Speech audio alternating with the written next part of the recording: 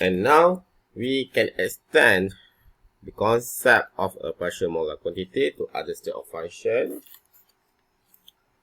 The most important for our purpose in this topic is the partial molar Gibbs energy. As I said before, that we always talk about the Gibbs energy in chemistry because the Gibbs energy indicate the spontaneity of a reaction.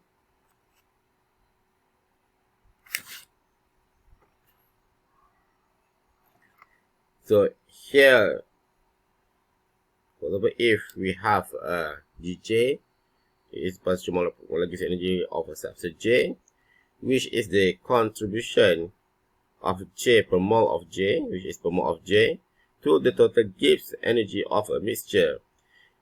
So it will follow the same way as for volume as we discussed before. If we know the partial molar Gibbs energy of two substances A and B in a mixture of a given composition, then we can calculate the total Gibbs energy of the mixture by using the expression of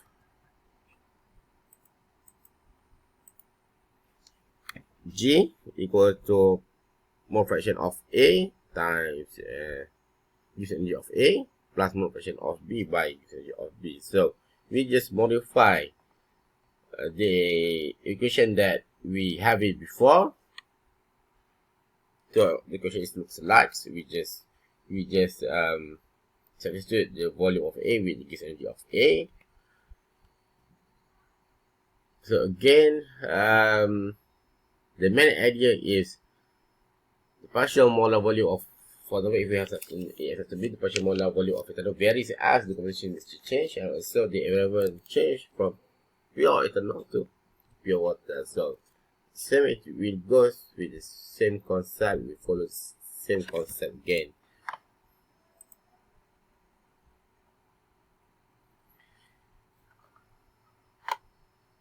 The partial molar Gibbs energy is so important in chemistry. That's why we given special name and symbol for it. And from now on, in this subtopic, we call it the chemical potential, and denote it as a mu. So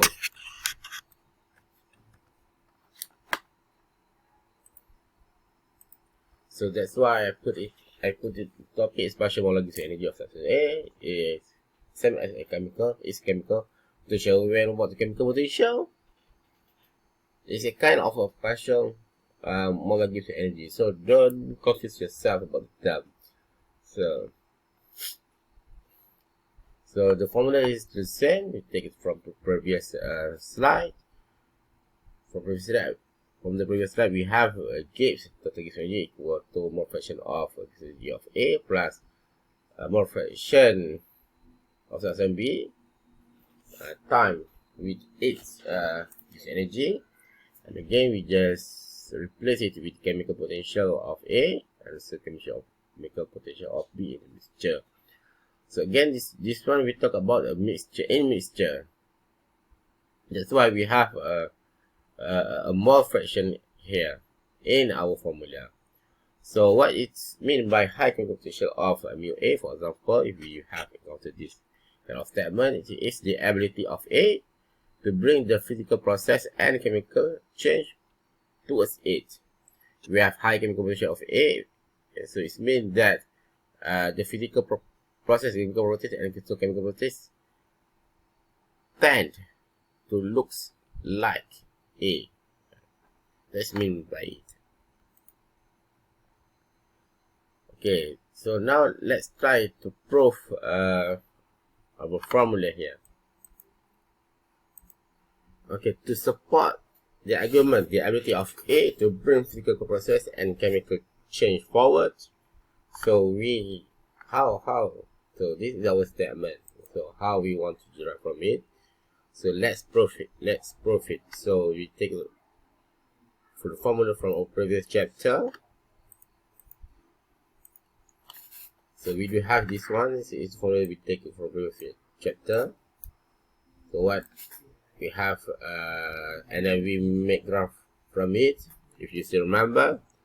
So we can rewrite formula and form this one.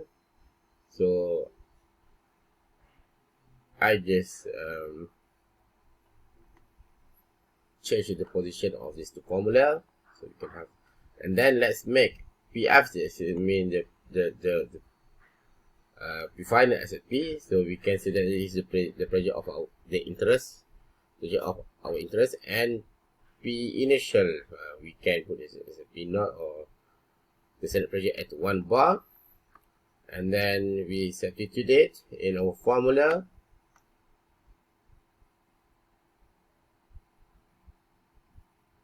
So we can rewrite like this. So now we have what gives energy at pressure of interest equal to molar gives energy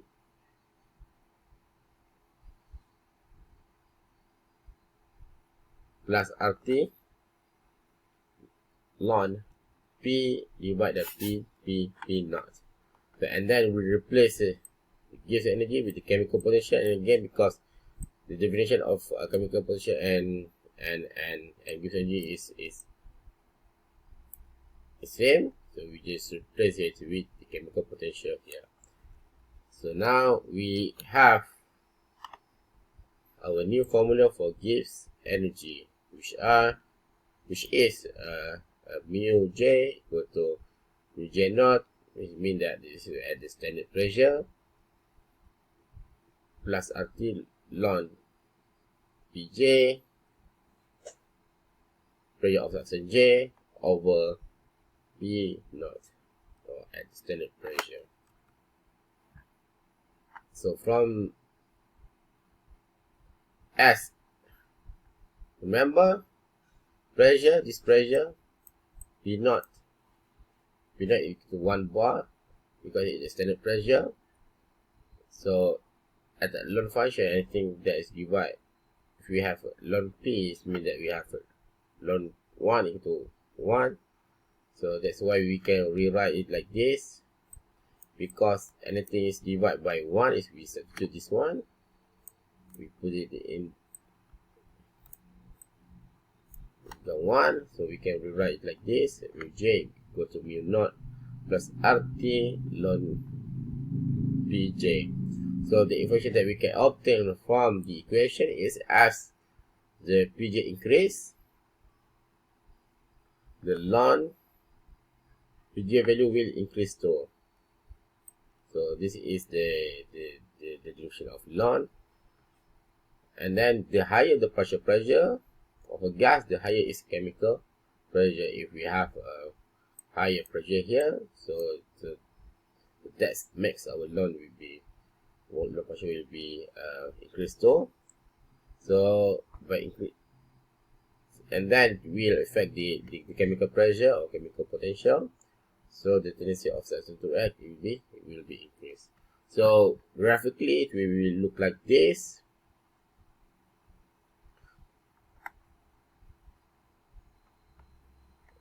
And then we have it before. We already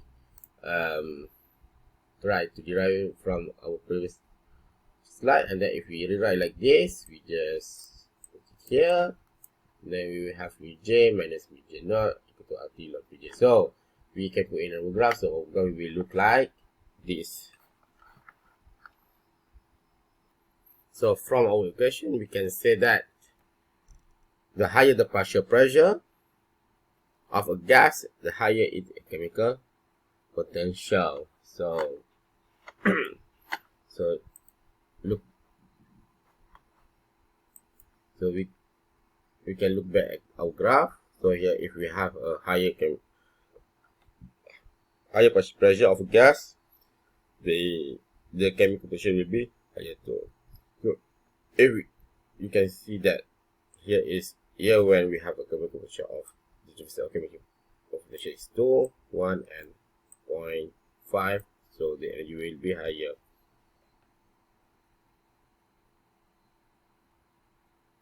So this graph illustrates the pressure dependence of the chemical potential of a perfect gas. So it is predicted by using this formula.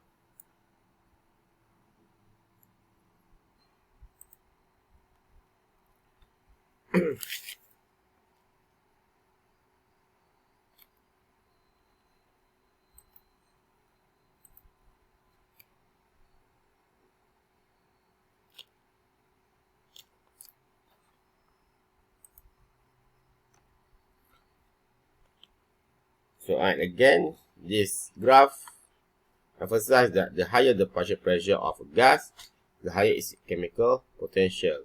So this conclusion is consistent with the interpretation of the chemical potential as an indication of the potential of a substance to be active chemically. The higher the partial pressure, the more active chemically the species. In this instance, the chemical potential represents the tendency of the substance to react when it is in standard state.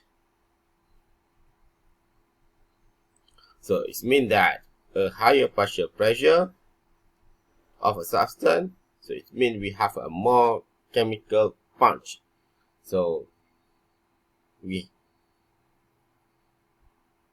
physically it's enabled to do more work. So it means that our delta G energy of the chemical potential, we have a spontaneous value for it.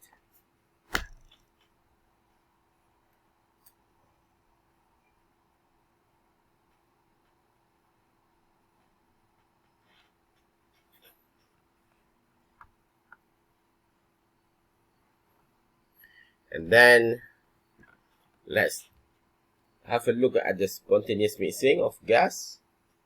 So again, what is spontaneous? Spontaneous it gives energy. So when spontaneous, we can say that gives energy is less than 0. So we can prove it. Either the mixing of gas is spontaneous or not by showing the delta energy of the it is less than 0. As we know, the gas